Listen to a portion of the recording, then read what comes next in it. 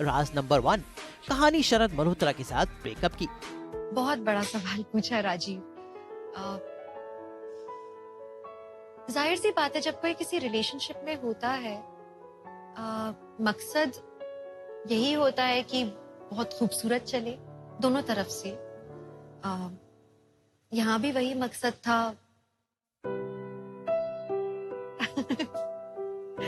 मुझे ये नहीं समझ में आ रहा कि क्या कहूँ और क्या नहीं कहूँ। I'm sorry. Hi, दिव्या का जज्बातों वाला शो है जो है, जज्बातों को बहने दीजिए। कभी कभी कुछ चीजों को निकाल देना चाहिए, और खासकर मैं जानता हूँ इस समय आप कैमरे के सामने, लेकिन कभी कभी उन लोगों को भी बता देना चाहिए कि हाँ, मैं एक साधारण लड़की हूँ, मेरे पास में एक दिल है जो धड़कता है। I'm all heart. मुझे कई बार महसूस होता है कि मैं शायद बिना प्यार के रह ही नहीं सकती। मैं प्यार करने के लिए ही बनी हूँ और मुझे प्यार चाहिए है। बट एक मेरा अगला सवाल ये होगा कि क्या आपने कोशिश की उसे, जब आपको दरारें दिखने लगी? वो बहुत लंबा अरसा होता है, 8-9 साल एक काफी लंबा अरसा होता है।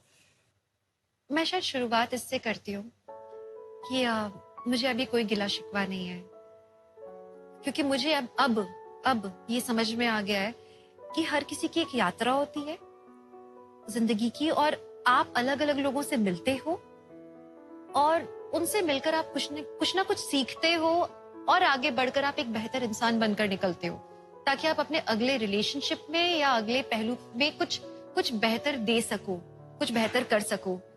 तो ये शायद हम लोगों की जिंदगी का एक पड़ाव था जो हमने पार किया।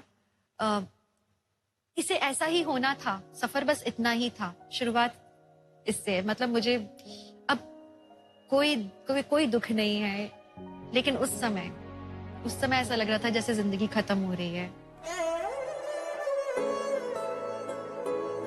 मैंने सब ट्राई किया। मैं पता है किस हद तक गई थी? किस हद तक गई थी बताइए। मैं अंधविश्वास के लेवल पर चली गई। मैं इस लेवल पर चली गई कि मैं अजीबोगरीब लोगों से मिलने लगी। मैं उनसे मिलकर ये बातें करती कि सच में क्या किसी ने उस पर कुछ किया है? 8 साल के बाद ऐसा कैसे हो सकता है? एक समय आया जब मैंने कहा, अगर किसी का प्यार पाने के लिए इतना सब करना पड़े तो क्या ये प्यार है?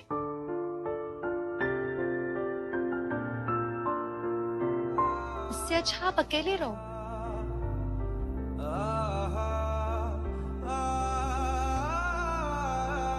सब बंद कर दिया।